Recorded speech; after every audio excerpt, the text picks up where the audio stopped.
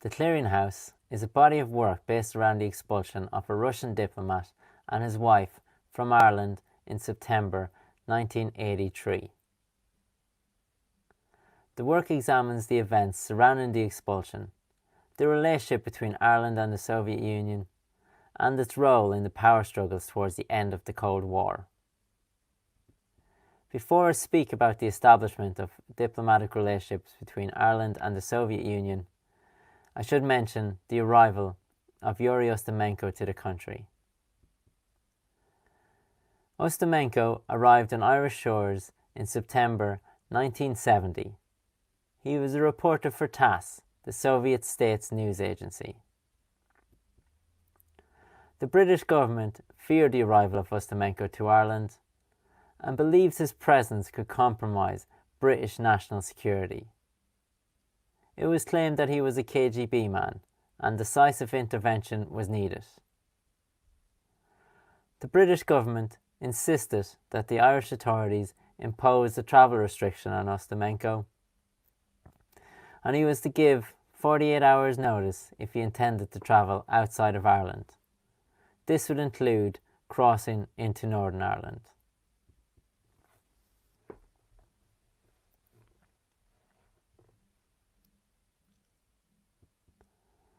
A diplomatic relationship between Ireland and the Soviet Union began in November 1971, when the Irish president at the time, Dr. Hillary, set the wheels in motion with his first visit. In 1973, Garry Fitzgerald was appointed to the Department of Foreign Affairs and also played a key role in Irish-Soviet relations. As it turned out, he was the Taoiseach at the time of the expulsion. The following year, in 1974, the Russian embassy in Dublin was established.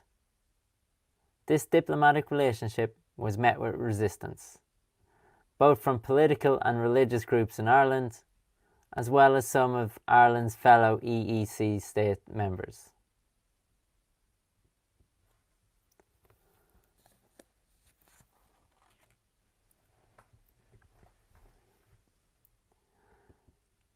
Ireland was the only non-NATO country in the EEC, and the government prided itself on its neutral stance. However, the government had to remain vigilant to ensure that their neutrality was not used by anybody for their own advantage, Soviet or otherwise. The Irish government constantly found themselves under pressure by NATO states to find a means on gathering information on their new Soviet residents.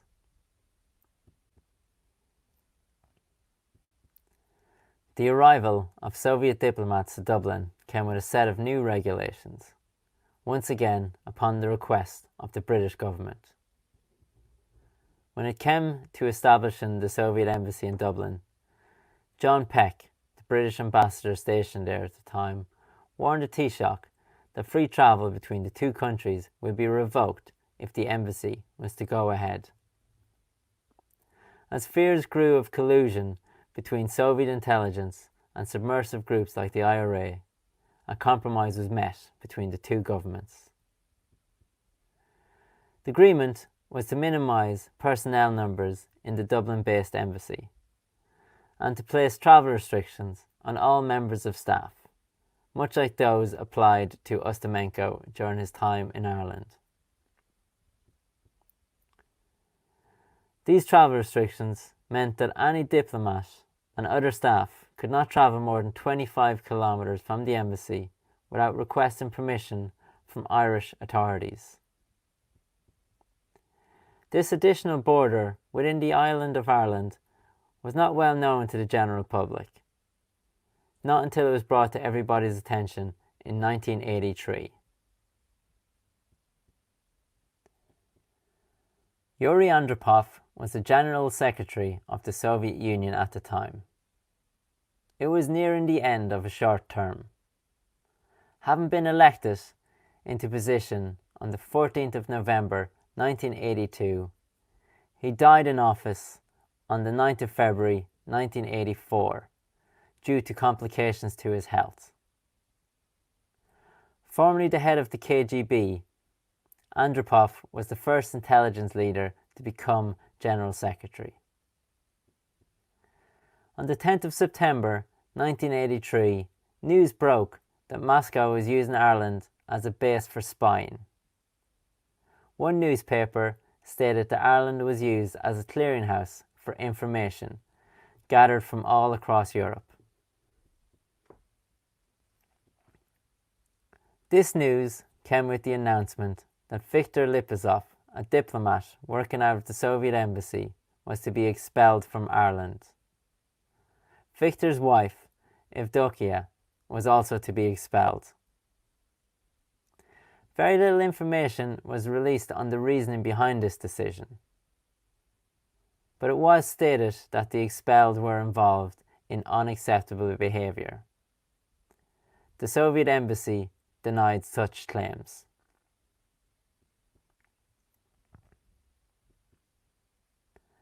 The man who was responsible for delivering the news to the Soviet embassy was Jim O'Keefe, the foreign minister at the time. O'Keefe was later to be nicknamed the Skibbereen Eagle, after an old newspaper from his hometown, Skibbereen, in County Cork. The nickname refers to an open letter penned by Fred Potter, the editor of the newspaper The Skibbereen Eagle, posted in 1899. Concerned about Russian forces encroaching into Chinese territory, Potter warns the Tsar of Russia, Nicholas II, that he knew what he was up to and he was keeping a close eye on him. This article, in turn, was mentioned in Westminster in relation to the expulsion of Viktor Lipizov, labelling Jim O'Keefe, the new Skibbereen Eagle, keeping an eye on Russia. The press began to speculate about the reasoning behind the expulsion. Some believed it might have been a political reaction to the shooting down of a Korean passenger plane by a Soviet jet. A majority believed that it was in fact due to KGB operatives working within the embassy. The Soviet embassy claimed to be shocked by these allegations. The embassy denied that the expelled or any other members of the staff were involved in espionage of any kind. Naturally, it's an embassy's job to gather information and deliver it back to their home country, and the Soviets argued that they were not doing anything that any of the other embassies based in Dublin were doing. Viktor seemed an unlikely candidate for an international spy. He and his wife Evdokia were middle-aged and had grandchildren back in the USSR. Friends stated that they both lived very quiet lives and had few interests outside of family. Surprisingly, Viktor Lipizov was previously mentioned as a KGB operative in a book called KGB, The Secret Works of Soviet Secret Agents, written by the editor of Reader's Digest, John Barron, in 1974. The book was not received well by critics, and claims about the book's source were brought into question. Viktor's job at the embassy was issuing visas. It is reported that he would issue approximately 1,500 a year.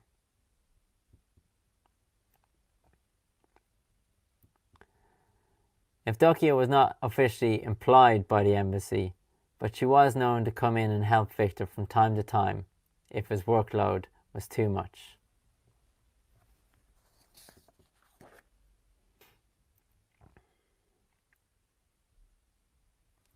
There were claims of a third person involved in the unacceptable behaviour.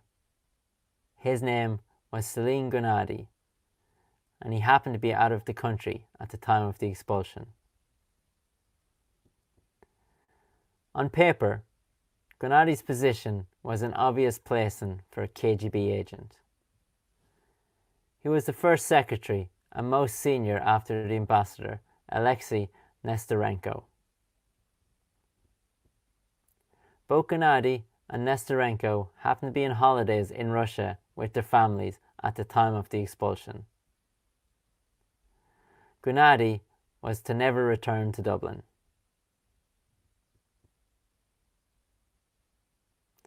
Before this, Gurnardi was living in Dublin for 2 years with his wife and 2 children.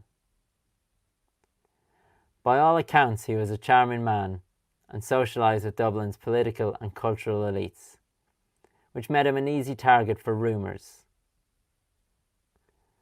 Earlier in the year, a magazine called The Phoenix made allegations about the true purpose of Gurnardi's position in Dublin, leading him to take legal action against the publication. It is worth noting that he chose not to live at the diplomat's residence that was made available to him, and instead lived at Raglan Hall, a much desired apartment complex in one of Dublin's wealthiest areas, which also happened to be only a 7-minute walk from the US Embassy. This may be viewed as an interesting choice of location, considering that before entering a career in politics, Gurnardi was formerly electronic engineer and radio communications expert, and would have had the means to take advantage of any weakness in their network.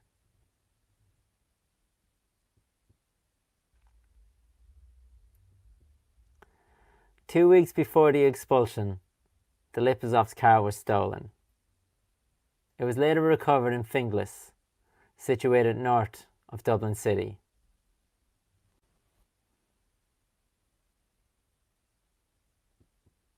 The car was vandalised, and 2 bottles of vodka were the only items reported stolen. It is still unclear whether this was connected to the events surrounding the expulsion.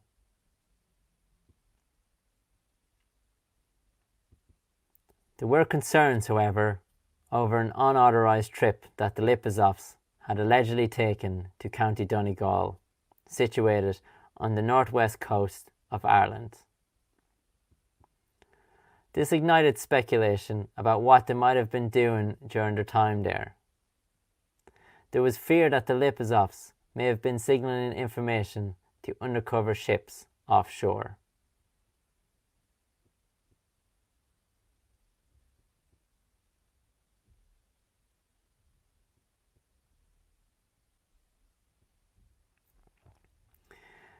It is worth noting that due to Ireland being a neutral country, the level of surveillance on the western waters would have been low to none, making it a perfect location to relay information offshore undetected. It was believed that Soviet submarines were using the cover of fake trawlers to travel through Irish waters undetected. Locals in the Donegal area speculated that these submarines came in closest to the coastlines at the weekend in an attempt to pick up broadcasts of Match of the Day. More information on how the expelled were discovered began to appear in the press within a matter of days. There were accounts of a sting operation involving an American spy, but all governing bodies involved seemed to remain tactically silent. How long this agent may have been operating in Ireland and whether the Irish government knew of them is still unclear to this day. The sting operation apparently took place in Loughlin shopping centre in the leafy suburbs of South Dublin. It was Ireland's first shopping centre and the last place a spy story would have been expected to unfold.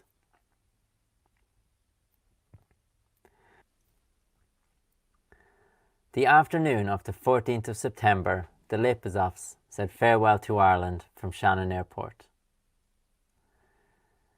The expulsion was met with protests from sympathizers of the Russians.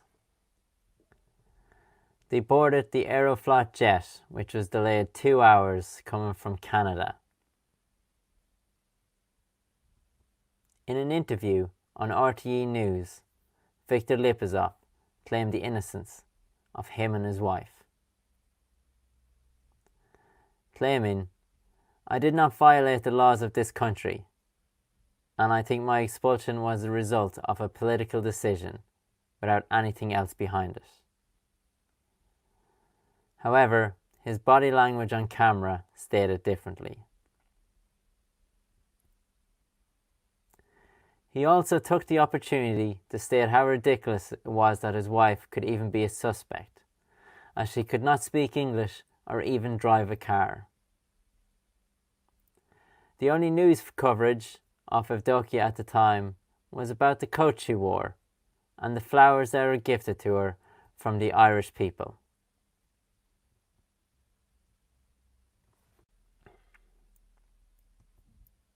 It wasn't until the following year that some further investigation uncovered that Evdokia had a bigger role in the events than previously thought. Evdokia was not officially employed by the embassy, therefore she did not have the same travel restrictions as her husband and other diplomats.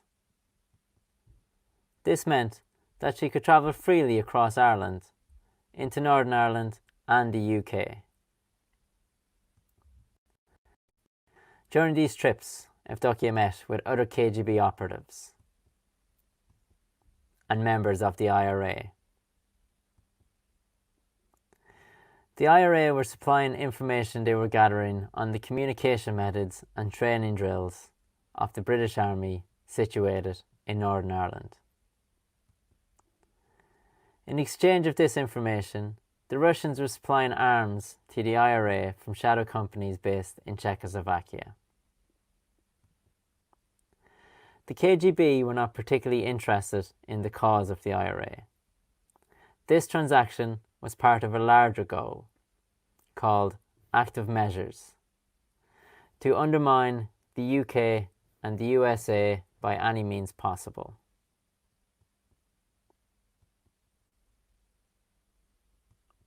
Active measures is a term for the actions of political warfare conducted by the KGB to influence the course of world events. In addition to collecting intelligence, these actions would include disinformation, propaganda, counterfeiting official documents, assassinations, and political repression. Active measures included the establishment and support of international front organisations and opposition parties, and underground revolutionary, criminal and terrorist groups, in this case the IRA. The practice of active measures did not end with the collapse of the Soviet Union. There is wide speculation that Russia continued to use such actions to influence elections in the US and the UK, as well as hacking scandals and the poisoning of political figures and dissidents. In the future we may learn the full extent active measures has influenced our world. Only time will tell.